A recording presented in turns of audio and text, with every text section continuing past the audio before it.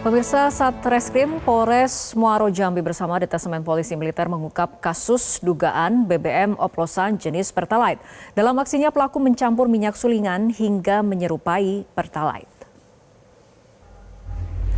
Polisi menangkap pemilik dan pekerja yang sedang beraktivitas mengoplos BBM di gudang BBM oplosan jenis Pertalite di wilayah Kabupaten Muaro Jambi. Pelaku nekat mencampur minyak putih hasil sulingan sebagai minyak dasar dengan zat pewarna minyak sehingga menyerupai BBM jenis Pertalite.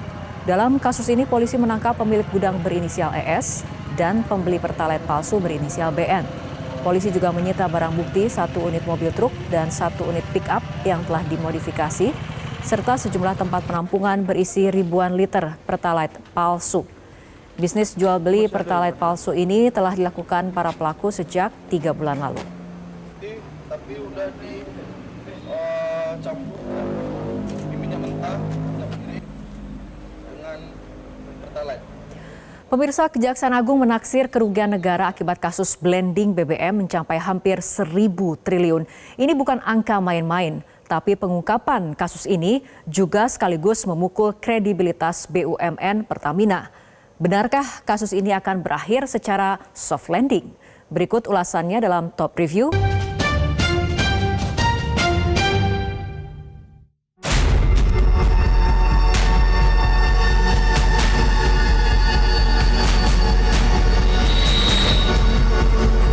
Hari Selasa 25 Februari lalu, sebuah kabar menggemparkan datang dari Gedung Kejaksaan Agung Jakarta. Hari itu, Kejaksaan Agung mengungkap adanya dugaan pembelian bahan bakar minyak jenis Pertalite yang kemudian dioplos menjadi Pertamax. Dalam kasus ini, Kejaksaan Agung menetapkan Direktur Utama PT Pertamina Patraniaga Rifa Siahaan sebagai tersangka beserta 6 tersangka lainnya. Belakangan, jumlah tersangka bertambah menjadi 9 orang. Dalam pengadaan produk kilang yang dilakukan oleh PT Pertamina Patraniaga, tersangka RS melakukan pembelian atau pembayaran untuk RON 92. Padahal sebenarnya yang dibeli adalah RON 90 atau lebih rendah, kemudian dilakukan blending di depo untuk menjadi RON 92 dan hal tersebut tidak diperbolehkan atau bertentangan dengan ketentuan yang ada. Pada saat telah dilakukan pengadaan impor minyak mentah dan impor produk kilang, diperoleh fakta adanya markup kontrak shipping atau pengiriman yang dilakukan oleh tersangka YF selaku Direktur Utama PT Pertamina International Shipping, sehingga negara mengeluarkan fee sebesar 13 sampai dengan 15% secara melawan hukum, sehingga tersangka MKAR mendapatkan keuntungan dari transaksi tersebut. Dalam kasus ini, negara dirugikan hingga 193,7 triliun rupiah. Namun, perlu dicatat, jumlah kerugian itu hanya untuk jangka waktu 1 tahun. Sedangkan aktivitas blending itu dilakukan sejak 2018, yang artinya kerugian negara ditaksir mencapai hampir 1.000 triliun rupiah. Perkiraan sementara 193,7 T itu di 2023. Nah, makanya kita menggandeng ahli juga untuk melihat apakah bisa di-trace ini di 2018, 2019. Tentu itulah fungsi dari penyidikan ini, untuk menggali sebanyak mungkin data, fakta. Tak pelak, kabar ini menuai reaksi luar biasa, baik dari kalangan masyarakat maupun internal pemerintahan, PT Pertamina Patraniaga hingga DPR. Komisi 12 DPR RI langsung meminta PT Pertamina memberikan penjelasan terkait dugaan pengoplosan bahan bakar minyak yang mencuat ke publik. Pelaksana tugas harian Dirut Pertamina Patraniaga Mars Ega Legowo mengatakan tidak ada perubahan mutu dan kualitas RON selama BBM didistribusikan ke masyarakat. Bahwa secara teknis Pertamina Patraniaga memberikan layanan kepada masyarakat untuk RON 90 dengan merek Pertalite dan RON 92 dengan merek Pertamax itu adalah sudah sesuai spek. Dan kita menjamin kepada masyarakat bahwa di SPBU yang kita jual adalah sesuai spek. Adapun tadi dijelaskan oleh pimpinan Komisi 12, penambahan aditif tersebut adalah sifatnya untuk menambah value dari performansi produk-produk tersebut. skema ini juga sama dilakukan dengan badan usaha yang lain. Tadi di situ diklarifikasi satu persatu. Adapun aditif untuk Pertamax yang kita tambahkan di situ sifatnya untuk menambah performansi untuk anti karat, corrosion inhibitor, untuk deterjensi agar mesin juga menjadi lebih bersih, dan juga untuk performansi akselerasi sehingga. Pada saat yang sama, Komisi 12 DPR juga setuju dengan klaim Pertamina Patraniaga sambil tetap mendukung proses hukum. Ini ada sedikit miss lah dalam konteks pemeriksaan hukum di ini.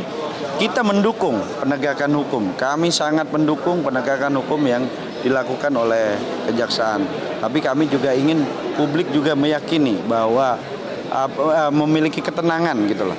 Bahwa produk yang dibeli adalah sesuai dengan yang mereka harapkan. Bukan hanya pihak Pertamina dan DPR. Menteri Energi dan Sumber Daya Mineral Bahlil Lahadalia juga menyatakan kualitas BBM yang dijual Pertamina sudah sesuai standar. Hari ini tim saya di Migas lagi turun ke lapangan untuk mengecek.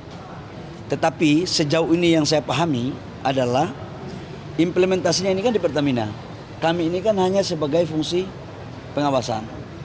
Yang saya pahami, yang saya dapat laporan bahwa harga dan spesifikasi RON 90, 92 atau 98, 95 itu tidak ada masalah. Nah, tapi kita menghargai proses hukum yang ada, kita akan ikuti terus. Namun, Kejaksaan Agung bereaksi balik. Direktur Penyidikan Jampitsus Kejagung Abdul Kohar menyatakan, dari temuan yang ada, faktanya memang terjadi blending tersebut. Jadi hasil penyidikan, ya tadi kan saya sampaikan itu RON 90 atau di bawahnya itu. Tadi fakta yang ada dari keterangan saksi RON 88 di blending dengan 92 dan dipasarkan seharga 92. Lah, apakah itu nanti RON 92 tidak? Ini ahli akan meneliti, tapi fakta-fakta alat bukti yang ada seperti itu. Keterangan saksi menyatakan seperti itu. Dengan angka kerugian negara yang terbilang sangat besar, bagaimana tanggapan Presiden Prabowo Subianto? Prabowo menegaskan akan membersihkan setiap pihak yang merugikan keuangan negara dan kepentingan publik. Oke, kita bersihkan, kita tegakkan, kita akan dan mau naik ya dan pokoknya membela kita. Hari ini kita lihat ya menunjukkan baru masa pertama. Oke, terima kasih. Pak Prabowo, lihat sini dong Pak Prabowo. Dadah dulu sini Pak. Tentu, kasus ini menjadi salah satu ujian bagi kredibilitas Presiden Prabowo yang dalam banyak kesempatan menyatakan akan memberantas korupsi. Di sisi lain, ada tanda-tanda bahwa kasus ini akan diselesaikan secara damai dan soft landing. Pertemuan antara Menteri BUMN Erick Thohir dengan Jaksa Agung Sanitiar Burhanuddin memantik kekhawatiran bahwa kasus yang mencoreng citra Pertamina ini akan melempem. Erick mengaku dalam pertemuan itu dibahas kasus dugaan korupsi di PT Pertamina Patraniaga. Ya kan? Ya, saya sudah lihat bagaimana kemarin saya dan Pak Jaksa Agung, ya silakan Pak Jaksa Agung ditanya, saya rapat jam 11 malam mengenai isu ya apakah ini blending oplosan, kita tidak mau berargumentasi. Betul nggak? Tetapi kalau itu ada oplosan di titik tertentu, ya kita tadi sudah dilakukan penindakan. Ini kan dari Bea Cukai kita dari Kejaksaan sedang menggali itu. Apakah blending? Nah, blending ini beda lagi karena ada ya yang namanya blending di industri perminyakan yang selama ini sudah terjadi. Nah, ini mesti dilihat dari kategori yang berbeda. Apakah itu koruptif atau bagian penaikan performance daripada bensin tersebut, ya bukan RON, bensin tersebut gitu.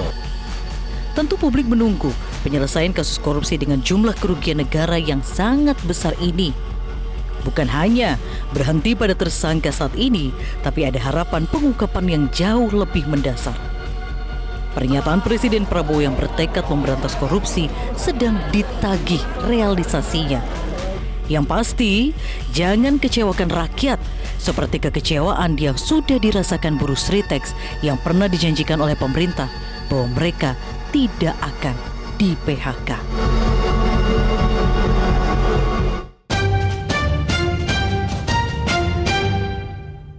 Jelajahi cara baru mendapatkan informasi. Download Metro TV Extend sekarang.